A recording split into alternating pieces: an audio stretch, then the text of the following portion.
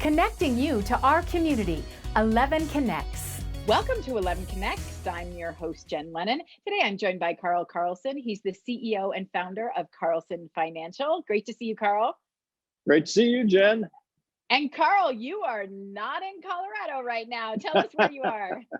No, I am here. This is actually the New York Stock Exchange right behind me there. I'm in New York City, downtown in the financial district, actually in Manhattan. So here with all Fantastic. the big financiers. Well, then this would be a perfect opportunity to ask you a financial question because you're in the right setting. So I'm going to start, lead right in. We talked about IRAs, spousal IRAs. This is a little bit of an option, a variation. Explain how we know if we qualify.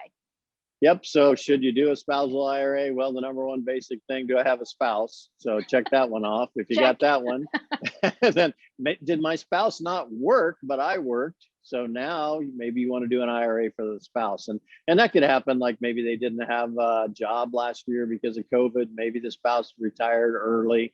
Many different things that can cause that. But once that happens, stop and think, okay, I could do an IRA for my spouse as well as myself. And then it's a traditional or a Roth. We've discussed that. Tax implications either before or after. Right. Yep. And then you can be creative about where you get the funds from too. Doesn't necessarily have to come from income. Right, because you may not have as much income if the other spouse isn't working. So go over and grab some of those investments that aren't in an IRA and just move them over into a Roth IRA where they'll never be taxed for the rest of your life. Hey, that you could do that if you're over 50, $7 grand, that's 14,000 now going to be tax free. Makes sense, but we got to have a plan, and you're the man with a plan standing in front of the stock exchange. So how do we get started? 844 Carlson or reach out at carlsonfinancial.com. We'll be glad to help. Thanks so much, Carl.